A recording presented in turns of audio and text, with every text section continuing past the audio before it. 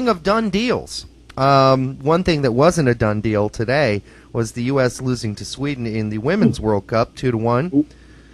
Even though we dominated most of the first half. Out shopping too. Yeah, and a poor. Poor Lepilbet, as the defender for the United States, not only gave up a penalty kick, but then she had an own goal. A rough night for her. Very rough. But something that seems to ring true and be at least consistent between the U.S. forwards and the U.S. men's forwards and the women's forwards is, unless it's an accident, because Wambach scored today against Sweden on accident, the forwards for the U.S. women's team just aren't scoring much. It's kind of tough to watch. You know, as a striker, if you happen to do something that causes a goal, you state that it was on purpose. So, I'm sure Abby meant to score like that. Yeah, right off the shoulder. Quite frankly, I'm noticing a similarity is that with the women's national and the men's national is that our midfield seems to be our strong point, and that's true. While Abby is a prolific scorer in the past, she hasn't been of recent. And quite frankly, our strikers, what they do is they add pressure, but our midfield is what seems to be adding the major difference, and especially talking about the wingers to an extent. Yeah. You have Cheney who's typically a striker, but been playing more as a midfielder this tournament, and she's been doing wonderful from what I've seen. Right. I didn't catch the Sweden game, but still, regardless, Yeah. she's been playing wonderful. I thought Rabineau, when she came in, and hopefully I'm pronouncing that right. I think it's Rabineau. She's the gal who's saying "born in the USA" into the mic, and I guess Dan Loney didn't like that very much because that's a very actually not an anti-U.S. song. It just kind of points out the United States' faults.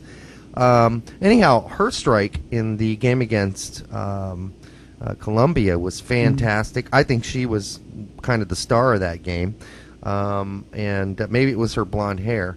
But I thought one thing that is standing out, though, Brett, is a couple things. One, as I watch so many of these games in the Women's World Cup, there are two things that stand out to me: poor goalkeeping and poor defense. And I hate to be negative, but that's kind of what I'm seeing. Yeah, well, as jumping back to Rapinoe, like you mentioned earlier, I've always been a fan of hers. Back when she was playing with Chicago Red Stars, I bet. As short-lived as it might have been, regardless. But anyhow, as far as poor goalkeeping and poor defense, while there is a level of athleticism involved here, I think that comes down to the boiling point: is that it doesn't have to be an unbelievably super powerful shot to a corner. It just has to, it just has to be well placed enough to where a keeper might not have the best ability to grab it or get a hold of it or get a hand on enough to knock it out. Or I don't know how much more I can really go into that. Yeah, you can't because right. But I mean, the bottom line is that while I think the midfield has been, and we've seen a lot of skill from these women players, and and the Americans very technical, by the way. Yeah, very technical. And Marta has been amazing, for instance, and the German team's been brilliant. Stellar, very stellar. Yeah, and we're going to be lucky to get by the Brazilians, and I'm trying to be negative, but I mean there's a lot of good play, but where you see a big hole right now in the women's game is the goalkeeping is not as physical, it's not as athletic. In fact, our second goal against Colombia, probably I think it was the second goal, they bounced right off the Colombian goalkeeper's hands. Shouldn't have been a goal at all. And the defense in some points has been pretty porous. Yeah. You see that all tournament, regardless of the national team. Yep. And we saw with the U.S. today. Yeah, exactly. So, and we're supposed to be like the number one ranked team. Yeah, and we're not. We show weaknesses. We really do. We're not the number one team, and we're going to see it because Germany is on fire, and we just got beat by the Swedes. And frankly, the Brazilians look better than us as well, at least artistically and, at least in the open field. They look better than us. So we'll see. That's our first women's soccer segment. All right. We need to have more. And so let's not call us misogynists. We're making strides. In fact, we're going to have more coverage of the Women's World Cup deeper into this. We're going to have a gal who plays for Stanford University currently coming on the show, and she's going to give us her take on the World Cup. But, all right, let's get to this next part, Brett, and that's Qatar. And, of course, an article came out today through 442's website.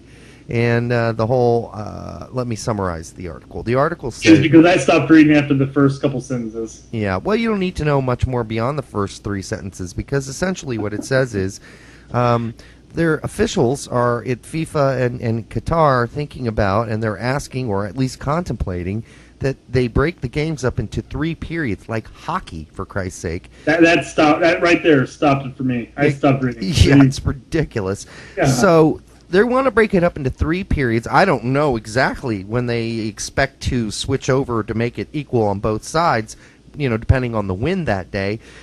Midway through the second period? The coin toss becomes a little more important at that point. I think so. Because one team's going to get to play, 2/3 of the game on the better side of the field, depending on the wind. So, the whole thought here, Brett, and I'm going to go on a rant and I'm going to let you go on one too, but if the idiots at FIFA who voted for Qatar to be the home base for the 20 what is it? I even forgot. 2022. 2022. Yeah, World Cup. Why didn't they consider the heat of the summer as an issue? I mean, are the players supposed to play nude? Because that's what it's going to take. Are you going to allow the water girls and the water boys to come out onto the field during the play to actually douse players with water so they stay cool enough to play?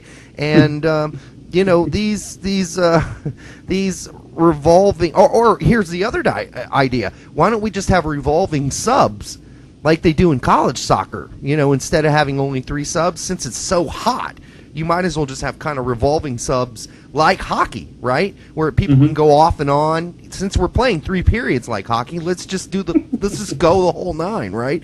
And so how many things are we going to change to make playing a World Cup in Qatar possible and safe? That's my question. Why don't we just hold the World Cup on top of a frickin' mountain, like Mount Everest or something, if we want to get into having World Cups in these incredibly ridiculous areas of the world where it just doesn't make sense? Or maybe we could do it on a volcanic island or something like that, or maybe the Gobi Desert. Antarctica. Yeah, yes. the Gobi Desert. And someone was talking about today, well, why can't they just build make sure all the stadiums are indoor stadiums? I don't know, but we could call David Copperfield, and he might be able to cover the whole country of Qatar during the World Cup with a giant tent or a blanket. Who knows, to keep it cool? Well, maybe he'll make it disappear. Well, that's the danger in letting David Copperfield do anything, because it could disappear, and then we have no World Cup at all. Or we could possibly build these giant domes over each stadium, and they'll be indoor stadiums. So, oh boy, the real bottom line is, Brett, this was a bad idea from the start, and if all those greedy sons of bitches at FIFA would have realized that from the beginning, we wouldn't be having this discussion, would we? Well, you mentioned, why didn't they think about this? And in all honesty, with, not being very politically correct about it, but, the money was just too good to pass up.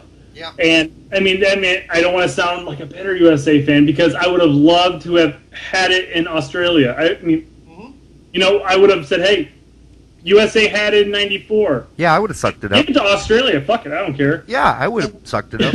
So, yeah. We talk about whether or not they can make them all indoor stadiums, and in all honesty, that's probably what they should do. However, I don't think that's really going to fly as far as making the stadiums affordable. Portable, thank you. I couldn't think of the term there. Well, and they're also supposed to be able to break these stadiums down and give them to all the poor countries in the world afterwards. Yeah, remember? Yeah, of course, poor countries in the world. So what a joke. Honestly, this was just a bad decision. Horrible. Not even a bad decision. This was a decision made on the wrong for the wrong reasons. Short-sighted. Yep. Very, very much so. Now they're having to pay for it. And you mentioned the the 3 periods of 30 minutes. That has got to be the dumbest idea ever. We should allow them to check too. Like honestly, I don't even want to go into this. Let's play with hockey goals. No good about this. There's no good about this at all. I mean, if they can't make it work, why are they hosting it? If they are hosting it, then we might just have to put up with it. You know, what's the difference between a 30-minute half and a 45-minute half in that heat? I mean, yes, I know it could be massive as far as dehydration and stuff.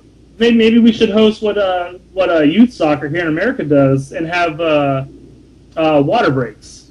Yeah. The ref all of a sudden kills play and say, "Hey, we're taking a water break. We'll get some water." Or just let the water boys and girls come on the field during play. Well, if they're nude, I imagine that they probably won't have any girls going out there. But that could get them in trouble. Yeah. That could be a problem. Could be a problem. Yeah.